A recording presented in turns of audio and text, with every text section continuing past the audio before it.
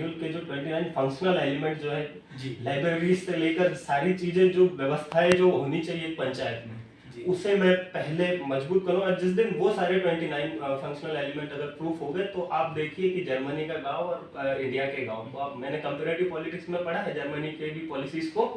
तो जहां तक मुझे लगता है कि कोई अंतर नहीं रह जाएगा। और अभी भी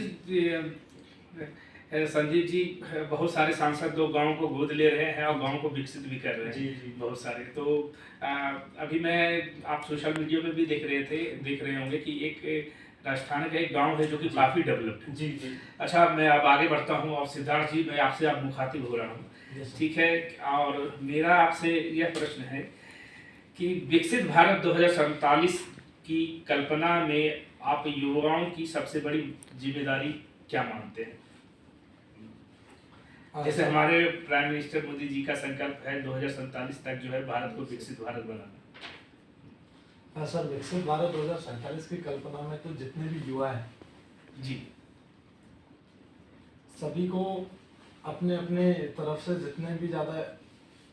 कोशिशें कर सकते हैं, जैसे इंफ्रास्ट्रक्चर को लेके, आर्टिफिशियल इंटेलिजेंस को लेके या कृषि को लेके या फिर वन नेशन वन इलेक्शन और जितने भी हमारी पॉलिसीज आ रही है वो सारी पॉलिसीज को एक्सेप्ट करके उनको सहयोग समर्थन देंगे तो फिर इसमें काफ़ी अच्छा सहयोग हो सकता है। आपसे मैं दूसरा प्रश्न पूछ रहा हूँ, है ना प्रगति, कि क्या आप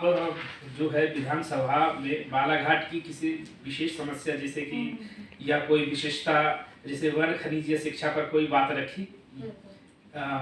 तो ऐसा बताइए। सर, आपके प्रश्न का उत्तर देने से पहले मैं आपके पहले प्रश्न का थोड़ा सा कुछ बोलना चाहूंगी। जहाँ तक युवा भागीदारी की बात है तो मुझे ऐसा लगता है, मेरे मन में एक थॉट है कि क्यों ना हम एक ऐसी वेबसाइट का निर्माण करें जिसमें जैसे सरकार कोई भी कार्यक्रम चलाती है, जैसे उन्हें ग्रामीण सड़क योजना चलाई या ऐसे कोई भी कार्यक्रम चला रही है तो सरकार हर तरफ जाके चेक तो नहीं कर सकती कि हर कोने कोने तक विकास पहुंचा है या नहीं, कि हर कोने कोने तक सबकी जो वो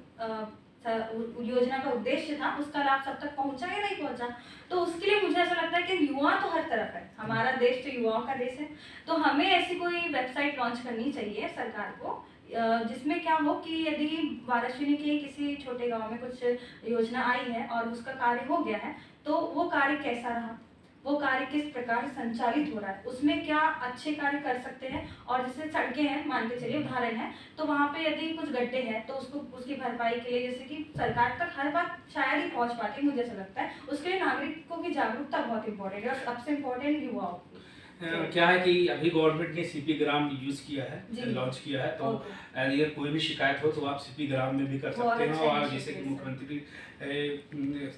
जी की एक हेल्पलाइन तो है ही, हर एक स्टेट की होती ही है, आप वहाँ भी शिकायत कर सकते हैं। लेकिन सीपी ग्राम में आप सेंटर से संबंधित जो भी है उसमें भी आप शिकायत कर सकते हैं और बहुत सारे लोग कर भी रहे हैं और उसके त्वरित समाधान भी मिल रहे हैं। तो अब जो है मेरा ये जो प्रश्न आपसे था कि बालाघाट की किसी विशेष समस्या या विशेषता जैसे वन खनिज या शिक्षा पर कोई आपने बात रखी या कोई कविता के माध्यम से आप? सर, मैं कविता भी करती हूँ और मेरा चैनल भी है बेटी हिंदुस्तान की, जिसमें बेटियों के लिए कविताएं बहुत चलती है सर। तो मैंने सर एक कविता लिखी थी बालाघाट जिले पे, तो मैं उसको थोड़ा जैसे मैंने वहाँ पे बोला था सदन पे वैसे ही बोल के सुनाना चाहूंगी सर। सुनाइए। आदरणीय मंच, माननीय निर्णायकगण तथा मेरे समस्त जागरूक युवा साथियों, सतपुड़ा पर्वत श्रृंखलाओं के मध्य माँ वैन गंगा की अमृत धारा से सिंचित, मैग्नीज और तांबे जैसे प्राकृतिक संसाधनों के समृद्ध भंडार से परिपूर्ण बालाघाट जिले की पावन माटी से मैं प्रगति बोगड़े आज आपके समक्ष केंद्रीय बजट 2026 विकसित भारत 2047 की ओर युवा शक्ति बजट विषय पर अपने विचार प्रस्तुत करने जा रही हूँ। तो सर, इसमें हमारी सतपुड़ा पर्वत श्रृंखला, वैन गंगा की धारा और तांबे खनिज जैसे संपदा के बारे में मैंने सारी चीजें समेट के एक चाहा था कि हमारे बालाघाट जिले का नाम सदन में भी ऊंचा। क्या बात है, आपने बहुत ही अच्छी लाइनें बोली। और अब जो है मेरा प्रश्न आपसे है, लेखनी